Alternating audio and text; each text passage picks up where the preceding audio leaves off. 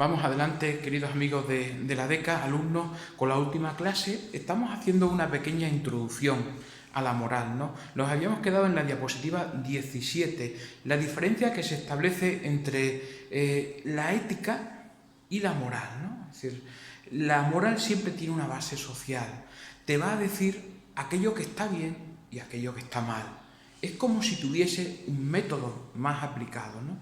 Sin embargo, la ética forma parte más de la interioridad de la persona. Es decir, yo, a través del instrumento de la razón, intento conocer e intento explicar qué está bien y qué no está bien. Por lo tanto, las diferencias son notables, ¿no? Una establece el bien y el mal y la ética se pregunta por el qué ese bien o por qué ese mal. En la diapositiva 18 existe también una doble diferenciación, ¿no?, entre la ética filosófica, que estudia los actos morales a partir de la razón, ¿no? Es decir, es un método racional, es un fin más de razón natural, la ética filosófica, ¿no? Es decir, en definitiva, esa pretensión de que el hombre pueda alcanzar esa perfección natural, ¿no? Sin embargo, la teología moral, sus fuentes son tres. La Sagrada Escritura, sobre todo esas dos referencias, los mandamientos de la ley de Dios y la bienaventuranza, como una especie de canon, de itinerario, para que nosotros podamos seguir creciendo en amor y en amistad con Dios. Sagrada Escritura, la tradición. ¿Qué es la tradición? Aquellas cosas que Jesucristo les transmitió a los primeros discípulos y que con la ayuda del Espíritu Santo ellos también a su vez transmitieron a otras personas, a otros apóstoles. Por lo tanto, esa tradición tiene también una serie de fuentes, como pueden ser los santos padres, que son las fuentes patrísticas más fiables y más auténticas para intentar conocer cómo fueron los primeros pasos de esas comunidades. Existe también dentro de la tradición la fuente de la teología, con dos filósofos teólogos importantísimos como son San Agustín y Santo Tomás de Aquino. Y también, en tercer lugar, existe el sentimiento de un pueblo que camina su itinerario a través de una serie de costumbres. Por lo tanto, dentro de la teología moral tenemos la fuente de la Sagrada Escritura, tenemos la fuente de la tradición y también tenemos la fuente del magisterio, que es de alguna manera lo que se pone por escrito y que guía de forma teológica el itinerario del cristiano, a través de las encíclicas, a través de las exhortaciones, a través de las diferentes constituciones. Dentro de poco nosotros vamos a citar una gran constitución dogmática del Vaticano II, como es la Gaudium et Spes. ¿De acuerdo? Después aquí también se concreta. Hay otras fuentes que son secundarias, como puede ser la psicología, la antropología, el derecho civil. En definitiva, nosotros cuando hablamos de moral tenemos que hacer la doble división. Existe una moral fundamental donde se recoge toda la naturaleza de ese acto moral, pero existe también una moral específica. ¿Qué significa? Que se dedica a cuestiones que son más concretas, como pueden ser temas sociales, como puede ser en relación a la familia o a la misma política. ¿De acuerdo? Por lo tanto, son los distintos deberes señalados por Dios los que se recogen en esa moral específica. Diapositiva número 19. Claro, yo de alguna manera tengo que vender, entre comillas, la importancia que tiene la moral, ¿no? Fijaos en el título, condiciones de posibilidad para que la moral cristiana te permita ser feliz. La moral en sí es buena, pero quizás nosotros no hemos sabido de alguna manera desnudarla, descubrirla y extraer toda la riqueza que tiene. Por lo tanto, si tú quieres que la moral te haga feliz, debes de cumplir una serie de condiciones. Primera, coherencia entre la moral formulada y la moral vivida. Si no hay una sintonía en mi vida que corresponda a aquello que digo con los actos que yo realizo voy a tener dificultades, ¿no? Es como cualquier político que predica a lo mejor un estilo de vida austero y pobre y después se compra un chalet de 600.000 euros. No tiene significado, no tiene sentido desde el punto de vista de la ética y de la moral, ¿no? El que me ama cumple mis mandamientos, ¿no? Dice Jesús, vosotros sois mis amigos si cumplís lo que yo os mando. Ya sabéis que la relación con Jesús siempre es triple: relación de padre, creador de todo el universo; relación de madre, ¿acaso una madre puede olvidarse de un hijo? Aunque fuera así, yo jamás me olvidaría de todos vosotros. Y la relación que nosotros tenemos como amigos, ¿no? Es decir, Jesús tiene una cierta confianza y una cierta predilección con aquellas personas que también están cercanas a Él. En segundo lugar, un cumplimiento sin amor a la larga cansa, es decir, nos aburre y al final nos acabamos cayendo al suelo. Esto del cristianismo, queridos amigos de la DECA, es una auténtica locura de amor. Si yo no estoy enamorado de Jesucristo, no podré de alguna manera soportar las cargas ligeras que todo este proyecto del reino de Dios tiene. Lo hemos escuchado en el Evangelio de estos días, ¿no? Es decir, cuando nos dice Jesús, oye, vosotros tenéis que amar a vuestros enemigos, pero es que tenéis que bendecir. Bendecir significa decir bien, pues tenéis que decir bien de aquellos que os maldicen, ¿no? Es más, nos dice Jesús, mirad, Dios no hace caer el agua sobre justos e injustos, no hace salir el sol sobre buenos y malos, pues vosotros también tenéis que ser como Dios. Claro, ¿quién soporta todo eso si no lo hace uno a través de la observancia del amor, ¿no? Por lo tanto, conclusión, nosotros tenemos que llegar a una experiencia profunda de Dios.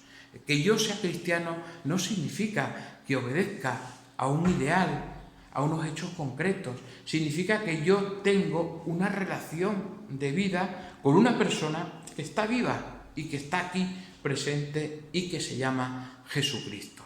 Si recordáis, en los sacramentos, en esa dirección nosotros nos conducíamos, no tanto desde el culto, no tanto desde las observancias, no tanto desde la ley, sino desde el símbolo, desde la experiencia que nosotros tuviéramos, ¿de acuerdo?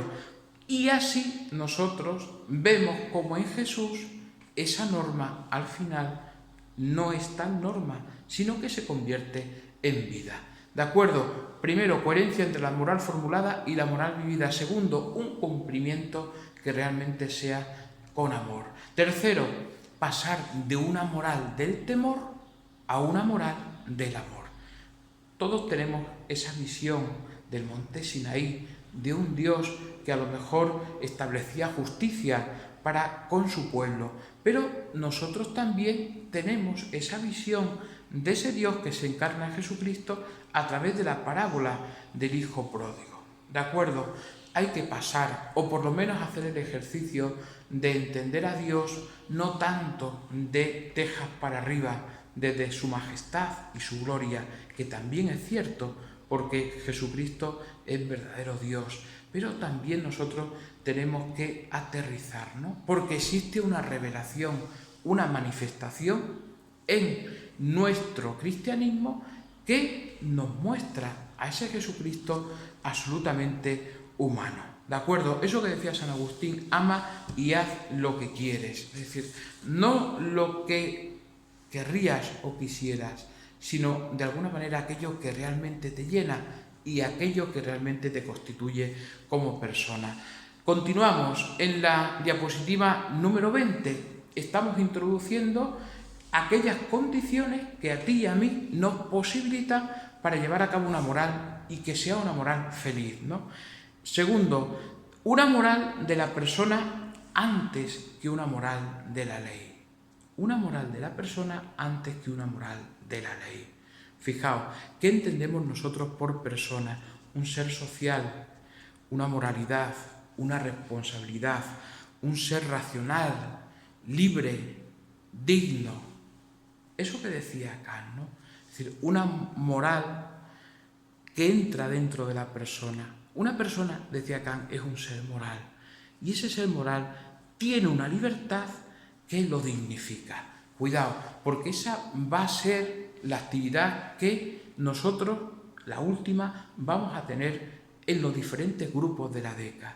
Examinar ese vídeo que apareció hace unos días en la 2 de televisión, donde un maestro y también filósofo, Gregorio Luri, manifestaba y debatía con diferentes chicos y chicas el concepto de libertad, ¿no?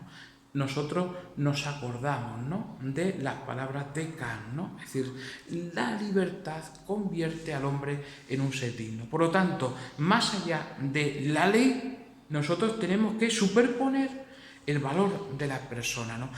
Qué bien lo tenía entendido San Juan Bautista. Recordad, aquel que vestía con piel de camello y que se alimentaba de miel silvestre, ¿no? Decía San Juan, mira, conviene que él crezca, hablando de Jesús, ¿no?, y que yo disminuya. Yo bautizo con agua, él bautiza con Espíritu Santo, ¿no? Y cuando yo digo anteponer la moral de la persona por encima de la ley, son las situaciones en las que se encontraba Jesús, ¿no? ¿Y cuándo tenía que curar Jesús en un sábado? ¿Qué hago? Se me muere esa persona. ¿Obedezco a la ley o salvo a esa persona, ¿no? Es decir, ¿no se hizo el hombre para el sábado o es que el sábado se hizo para el hombre, ¿no? Es decir, por lo tanto, cuidado con todo eso, ¿no? Porque podemos caer en el riesgo de entrar en una casuística, de entrar en un cierto fariseísmo. Los fariseos eran aquellas personas que hacían las alocuciones perfectamente, que tenían todos sus vasos, todos sus platos lavados, ¿no? Pero sin embargo su corazón estaba sucio, estaba oscuro, ¿no? Jesús los llevó a llamar sepulcros blanqueados, ¿no? Tienen una percepción de puertas para afuera, pero sin embargo su corazón está completamente alejado de Dios. Por lo tanto, nosotros también podemos caer en ese riesgo, y los hijos del Zebedeo, ¿no?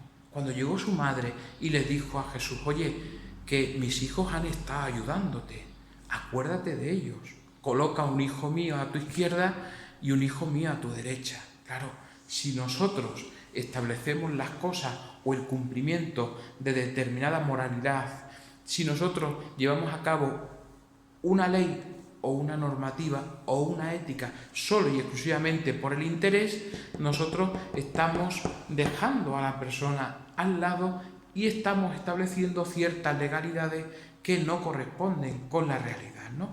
Aunque, como dice esta diapositiva al final, no tenemos que menospreciar la ley. Claro, imaginaros un mundo absolutamente sin ley. Sería un caos, ¿no? Es decir, por lo tanto, la ley también constituye como una especie de don que Dios nos concede para saber hacia dónde nosotros tenemos que encauzarnos, hacia dónde nosotros nos tenemos que encaminar, ¿no?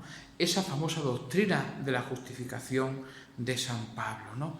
Fijaos lo que dice aquí, ¿no? La iluminación de Damasco, ¿no? Es decir, todo lo considero basura, dice San Pablo, ¿no? Es decir, con tal de ganar a Dios.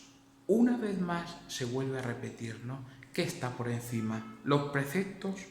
¿Está por encima la normativa?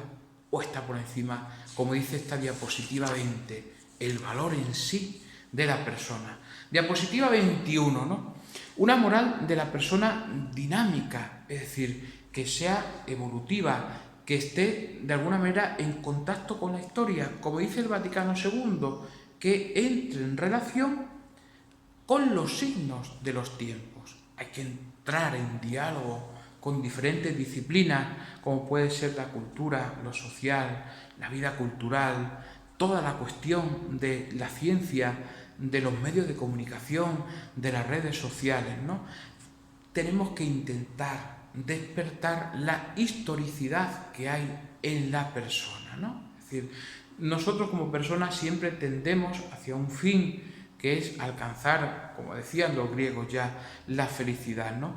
Y en esa meta, hacia esa dirección, nosotros nos tenemos que construir poco a poco. Es como una especie de ideal de crecimiento, ¿no? Es decir, hay una meta, pero hay una moral que me permite a mí una conversión para llegar a la meta final, que es la santificación. Es lo que dice la Sagrada Escritura: sé santo como vuestro Padre Celestial es santo. Tratar de ser personas justas. La vida de los justos, dice el libro de las Lamentaciones, está y estará siempre en las manos de Dios. Y eso no se hace de la nada. Exige, como decía antes, un compromiso, exige una conversión y un esfuerzo por cada uno de nosotros. ¿De acuerdo? Seguimos con la diapositiva 21. Segundo, vivir la moral cristiana desde la ley de la gradualidad. Es decir, cuando hablamos de gradualidad no significa que haya grados distintos, sino que hay un proceso continuo y un proceso unitario, ¿no? Es decir, hay una exigencia común de llegar, como digo, a esa meta, que es la santidad. Y por último, un ideal de condescendencia. Es decir, Jesús tuvo condescendencia de cada uno de nosotros. Ya lo dice la carta a los Filipenses: siendo Cristo de condición divina, nunca hizo alarde de su categoría de Dios. Al contrario, se despojó de su rango y pasó tomando la condición de esclavo por uno de tantos. Y la condescendencia de Jesucristo se manifiesta de forma más visible, evidentemente, en la encarnación, ¿no? Es decir, Dios de alguna manera te quiere hacer a ti partícipe de ese amor innegable. ¿De acuerdo? Cuando se dice aquí la carta a los filipenses, nos lo recuerda, Filipo era un pueblo, ¿no?, querido por San Pablo, ¿no?, los filipenses. Es curioso, San Pablo, que estuvo en la cárcel, como todos sabemos, pero no por el delito ni por la estafa que él cometiera, sino a lo mejor por una forma de pensamiento que de alguna manera nos indica a ti y a mí de que nosotros, si somos consecuentes con aquellas acciones morales que llevamos a cabo y con aquella ética que razonamos, quizás a lo mejor vamos a tener ciertas complicaciones como la tuvo San Pablo. Pero él lo tenía claro, ya lo dijo él de alguna manera: ya no soy yo, es Cristo quien vive en mí. Por eso, recordad las primeras diapositivas. Si yo no parto de un amor incondicional con Dios, es muy difícil que todo eso se pueda llevar a cabo. Y sobre todo también es complicado que esa gradualidad pueda extenderse en el tiempo. Nos vamos a cansar, nos vamos a desanimar y al final nos vamos a perder en el camino o simplemente nos vamos a quedar allí parados. Diapositiva 22. Una moral que entre en diálogo con otras ciencias y con otras éticas, ¿no? Sobre todo el Concilio Vaticano II ha estado muy empeñado en intentar dialogar con una sociedad contemporánea. Lo mismo que está haciendo ahora el Papa Francisco, lo mismo que ha hecho Benedicto XVI, también dialogando con toda esa sociedad posmoderna, con toda esa sociedad que cae una y otra vez en un cierto relativismo, donde prácticamente me muevo solo por mis intereses y lo que pase en relación a los demás simplemente no me importa. En ese diálogo con otras ciencias, nosotros también podemos meter a las religiones. Fijaos, cuando comenzamos la DECA, en el primer bloque de estudios bíblicos y de historia de las religiones, vimos cómo las grandes religiones monoteístas, de alguna manera, también tienen muchos puntos en común. Hay cosas que las diferencian, pero sin embargo hay unos hilos comunes que pueden ser que las acerquen, ¿no? Pues dentro de todo eso, la moral también tiene que entrar en diálogo, ¿no?, con otras ciencias, como digo, con otras éticas, o por qué no, también con otras religiones, ¿no? Esa reciprocidad, ¿no?, que tiene que establecerse, ¿no?, entre la Iglesia y el mundo, ¿no? Es difícil lo que nos pide Jesús, ¿no? Me acuerdo de ese pasaje del Evangelio cuando nos dice: oye, hay que estar en el mundo, pero sin ser del mundo. Fijaos qué juego de palabras, pero que tiene su sentido y que tiene su explicación, ¿no? Final de la diapositiva 22. Hay que dialogar, ¿no? Y dialogar no es llevar hacia adelante dos monólogos cruzados, ¿no? Es decir, es importante expresarse, pero en ese diálogo también tiene mucha importancia el escuchar a la otra persona, ¿no? Es difícil hoy día, ¿no? Porque nosotros vivimos no solamente por este confinamiento, ¿no? Sino muchas veces estamos aislados de los demás. Es cierto que estamos hiperconectivados, pero que sin embargo nosotros llevamos una vida aparte del otro, ¿no? ¿Solucionaremos algún problema dialogando?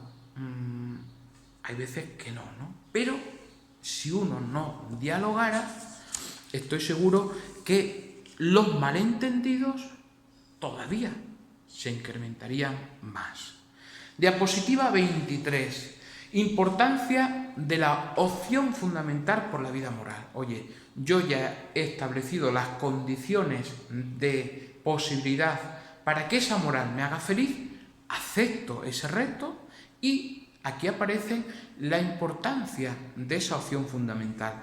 ¿Qué es lo que va a beneficiar a mi persona? Enriquece la personalidad, es decir, porque se fusionan la unidad y la coherencia. Ya no va por separado aquello que yo digo, igual que estoy manifestando en este vídeo, y aquello que yo hago mañana, si no se corresponde, pero si yo llevo a cabo una vida moral, esa riqueza de unidad y de coherencia se manifiesta. Garantiza la vida moral, ¿no? Es decir, de alguna manera nos establece y forma fijeza con los comportamientos que tenemos, ¿no? Es decir, ya no se trata tanto de diferentes vaivenes, ¿no? O de posicionarnos allí donde más nos interesa. Facilita la conversión y el arrepentimiento. Necesitamos eso que decían los griegos, la metanoia, el cambio de dirección. No simplemente buscar un atajo, sino darle un vuelco a nuestra vida, ¿no? Que nuestra personalidad cambie por completo, ¿no? Estimula la santidad. La meta de todo cristiano es alcanzar la santidad. Los santos son aquellas personas que más cerca están de Dios. Es decir, la meta de un cristiano también es llegar ahí, ¿no? La moral y la ética cristiana también te ayudan, ¿no? Refuerza el valor de las pequeñas decisiones diarias, evita el casuismo, recordad lo que decíamos en las diapositivas anteriores, ¿no? Y me lleva a mí a una verdadera moral del amor. En definitiva, nos facilita la paz y la serenidad. Aunque bien es cierto que existen también diferentes riesgos, ¿no? Muchas veces nosotros estamos en el camino, pero sin embargo, al final podemos idealizar tanto las cosas que nos acabamos cayendo víctimas de la debilidad que todos nosotros tenemos, ¿de acuerdo? Ponemos buen empeño, tiramos hacia adelante, pero a ver, como dice el Papa Francisco, estamos hechos de barro, es decir, empezamos con la forma de esa figura y cuando a lo mejor prácticamente la tenemos, todo se desmorona y todo cae, ¿no? Diapositiva 25. Retos pastorales para la teología moral de la Iglesia, ¿no? Hay muchos retos por delante, como formar la conciencia, ¿no? La forma de sujetos adultos, ¿no? Caminar desde la realidad a lo ideal, ¿no? Es decir, oye, sabemos que cuesta, sabemos que a lo mejor nosotros no vamos a obtener esos frutos, ¿no? Pero tenemos que tener paciencia, tenemos que tener misericordia. Como dice Jesús en el Evangelio a la adúltera, vete, yo tampoco te condeno, ¿no? Es decir, que esté libre de pecado que tire la primera piedra, ¿no? Por lo tanto, partimos de esa paciencia y esa misericordia que nosotros tenemos que aplicar, ¿de acuerdo? En ese camino. Una mirada más positiva de la vida y del aborto, ¿no? Es decir, el ejemplo, por ejemplo, de las parejas, ¿no? Es cierto que a lo mejor hay parejas que conviven en una situación irregular, por no decir de pecado, pero a lo mejor esas parejas que están incurriendo en un pecado también están cumpliendo con condiciones del matrimonio fundamentales, como puede ser la unidad o como puede ser la indisolubilidad. Por lo tanto, nosotros de alguna manera tenemos que lavarnos muchas veces la mirada, ¿no? No todo es oscuro, no todo es negro, no todo es turbio. También, de alguna manera, a la otra persona, a esa que tú tienes enfrente, la tienes que tratar de mirar con los ojos de Dios. Como pone ahí, Dios no se complace con la muerte del pecador, ¿no? Sino justamente todo lo contrario. Lo que quiere es que se arrepienta, que se ponga fuertemente en pie y que camine, ¿no? En definitiva, el castigo en Jesucristo no es lo esencial, ¿no? Sino defender siempre y proclamar el valor de la vida, ¿no? Porque para eso Jesucristo es Padre. Precisamente hoy la lectura del jueves es sobre esa catequesis, esa charla larga y pausada que les dio Jesucristo a los suyos en el Sermón del Monte, indicándole diferentes cuestiones en torno a la ley, pero termina con esta apreciación, ¿no?, de la oración del Padre Nuestro. Llamamos a Dios Padre. Un padre nunca va a tener el castigo para su hijo como algo esencial, sino justamente todo lo contrario. Y fijaos en un detalle, es decir, la palabra Padre aparece en el Antiguo Testamento, en todo el Antiguo Testamento, 14 veces, y en el Nuevo Testamento, solo en el Evangelio de San Juan, aparece 144 veces. Por lo tanto, eso nos indica a ti y a mí que la paternidad de Jesucristo es algo esencial a su persona, y nunca un padre quiere lo peor para sus hijos. Si yo en la diapositiva 25 estoy hablando de los retos pastorales para la teología moral de la Iglesia y hablo de formar conciencia, de caminar desde la realidad a lo ideal, también indico y repito que tenemos que tener una mirada más positiva respecto a la vida. Nosotros estamos para abrazar, estamos para escuchar, para perdonar, para acompañar, nunca para juzgar a las personas y mucho menos para anularlas, para aniquilarlas. Porque si yo hago eso, evidentemente no estoy actuando con unos valores morales y una ética cristiana. En definitiva, no actúo con ese amor de Dios. Diapositiva última, 26. Insisto, los retos que tenemos. Recuperar el arte de morir, aprender a morir, afrontar la muerte con madurez, ¿no? Es decir, yo creo que eso es fundamental. Lo vengo repitiendo desde hace mucho tiempo, ¿no? Hay un libro que se ha leído mucho ahora, que es El infinito en un junco, de Irene Vallejo, donde ahí se manifiesta cómo ya desde la época griega había un rey que estaba en Troya, que pidió a Aquiles, que era una máquina de matar. Aquiles era el mayor sinvergüenza que existía. Por favor, fue de noche a las murallas y le dijo: déjame sacar a mi hijo muerto, porque me lo quiero llevar, ¿no? Y Aquiles dice que al ver a ese rey parecía que estaba viendo en su cara el rostro de su padre mayor, ¿no? Sintió compasión y le dio el cuerpo, ¿no? Fijaos qué cosa tan hermosa, ¿no? La universalización de la muerte, ¿no? El derecho al duelo, el derecho a enterrar a nuestros seres queridos.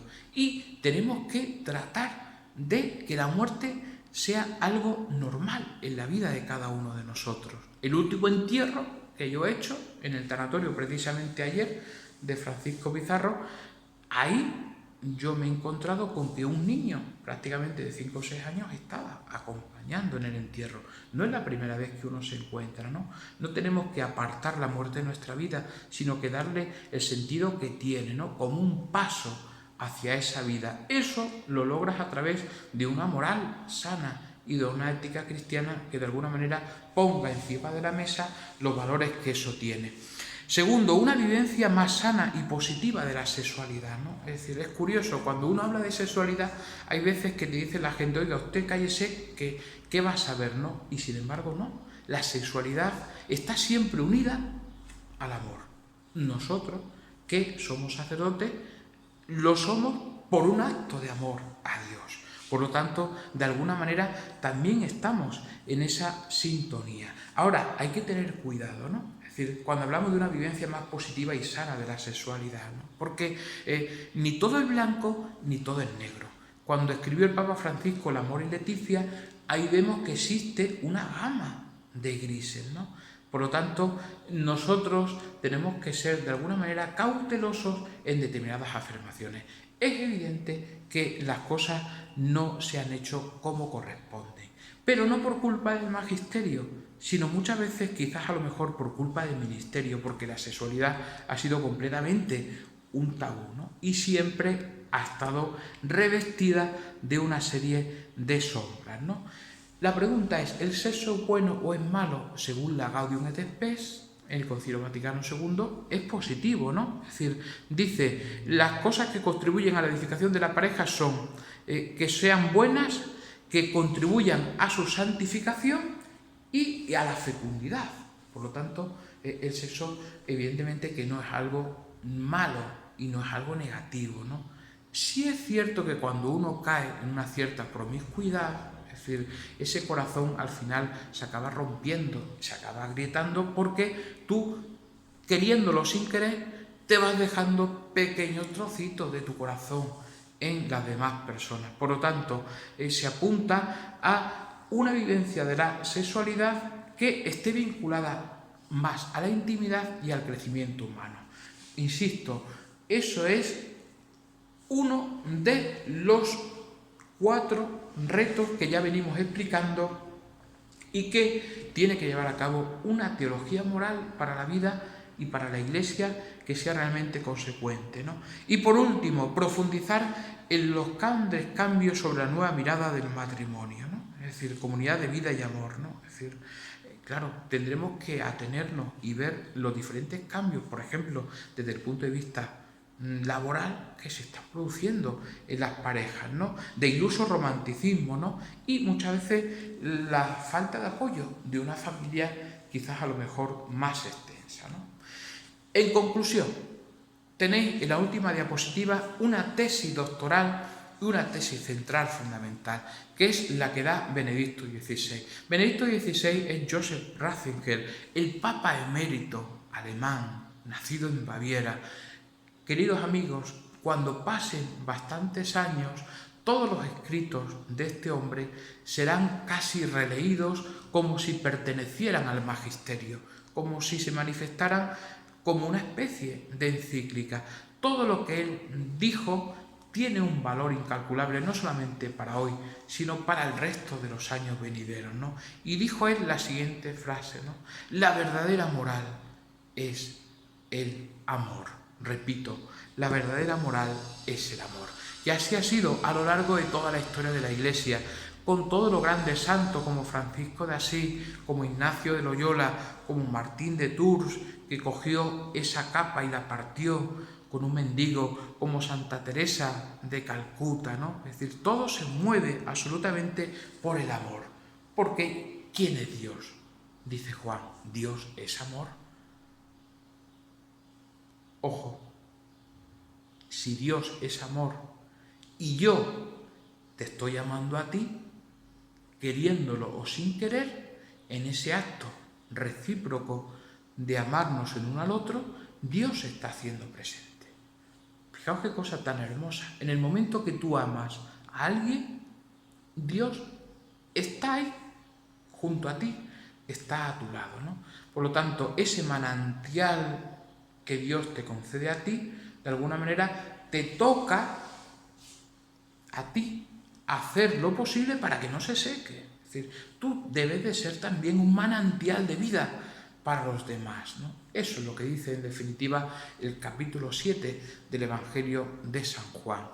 Pues hasta aquí, queridos amigos, la introducción a la moral, por motivos de pandemia, por motivos que son absolutamente ajenos a nosotros. Hay muchísimas cosas que se han quedado en el aire, ¿no? Pero fijaos, existe, como hemos explicado en esta media hora, una serie de condiciones importantes para darnos cuenta que la moral y la ética no es algo que nos pese, no es una carga que se nos mete atrás en la mochila, sino es un plan de felicidad para ti y para mí, ¿no? Sí sabemos entenderlo, sabemos comprenderlo y sobre todo también darle cumplimiento como Dios quiere y como la Iglesia presenta en sus diferentes vertientes. Quedaros con esa última frase, ¿de acuerdo? resumen, la verdadera moral es el amor. La actividad que nosotros vamos a llevar hacia adelante, ya le comentaré también a María Luisa, la delegada, es que los diferentes grupos, es decir, los 4 grupos que hay de 6, de 7 personas, tenéis que meteros en el enlace que yo le voy a mandar a ella para ver ese vídeo de Gregorio Luri, el maestro filósofo, que entabla una conversación con diferentes adolescentes en relación a la libertad, ¿no? Nosotros también vamos a debatir el tema de la libertad en torno a ese vídeo, de forma grupal, ¿no? Los 4 grupos, cada uno por separado, tiene que presentar el concepto de libertad que ellos entienden, que ellos viven y que ellos defienden. ¿De acuerdo? Pues ánimo y adelante.